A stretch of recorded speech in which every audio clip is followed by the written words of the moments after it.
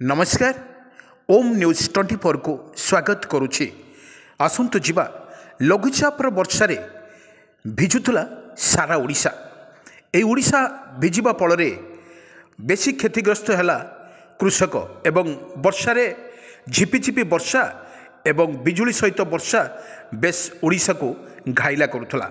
किंतु वर्षार वर्तमान वर्षार स्थिति वर्तमान नथिले मध्य एवं शीतर लहरी जारी रही। ओडिशार प्रत्येक जिले में शीतर लहरी वर्तमान जो थरुची एवं जो ओडिशा थरुची वर्तमान शीत पड़ चली एवं जोटी लघुचाप सृष्टि होता से लघुचाप वर्षा वर्तमान आउ किछि दिन परे वर्तमान लघुचाप सृष्टि एवं घूर्णिबल सृष्टि होगा नहीं आशंका करिछि आंचलिक पाणीपाग विज्ञान केन्द्र। यह लगातार भाव में ओडिशार वर्षा होगा नहीं सूचना देछि आंचलिक पाणीपाग विज्ञान केन्द्र। बड़ कथा हेउछि एठी जोली वर्षार तांडव रची एवं पर मुहूर्त पाखे एटा अंडमान निकोबर एवं तमिलनाडु मुहां होता पुणी वर्तमान से जगार लघुचाप सृष्टि हम एवं घूर्णिबल सृष्टि होवार जो आशंका करा जायछि एवं ओडिशार यार प्रभाव मध्य पड़िबो। ए ओडिशार प्रभाव मरिबा परिबा सतरे किंतु डायरेक्ट पड़ी नथिले मध्य एटाको इनडायरेक्ट पड़िबो बोली जा सूचना देछि आंचलिक पाणीपाग विज्ञान केन्द्र। पर मुहूर्त आम देखा गले एभली काँ बा वर्षा मध्य ओडिशा रे लागि रहिबो बोली आकलन करछि आंचलिक पाणीपाग विज्ञान केन्द्र।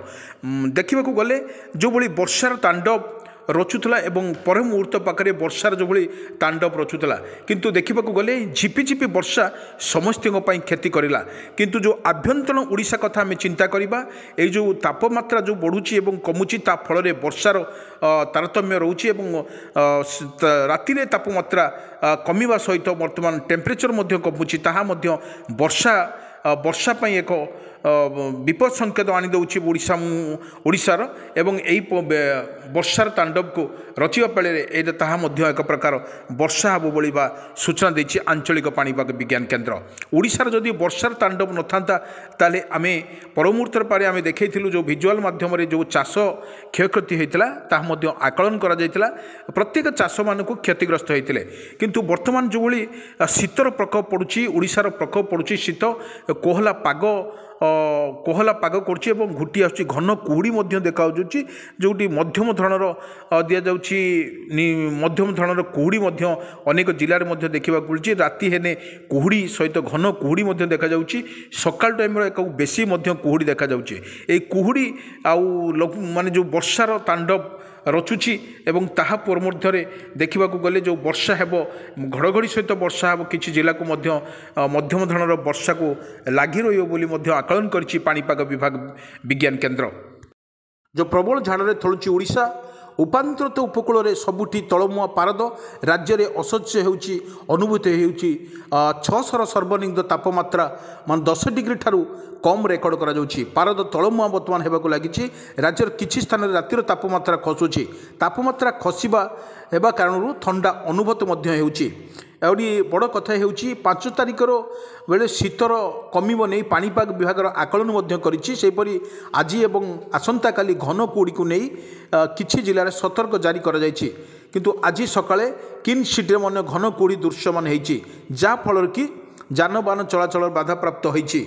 वर्तमान अपडेट खबर दी जाउछि पाणीपाग विभाग पक्षर मिलुवा सूचना आगामी 4 तारिख उत्तर पश्चिम भाग में सक्रिय होगाकु जो पश्चिमा झड़ प्रभाव में वर्तमान राज्य मध्य प्रवेश करुवा उत्तर और उत्तर पश्चिम दिग को सूक्ष्म ठंडा वायु प्रभावित दुर्बल हेब सह पूर्व दिगरु उष्ण जलवायु एक पूर्ण वायु प्रभावित मान वृद्धि पाइब। 5 तारिख ठारू रातिर तापमात्रा वृद्धि सहित शीतर प्रभाव जो कमिबा संभावना रही। शीतर जिते कमिब एवं वर्षार परिमाण बढ़िबो जहाँ आकलन करिछि आंचलिक पाणीपाग विज्ञान केन्द्र।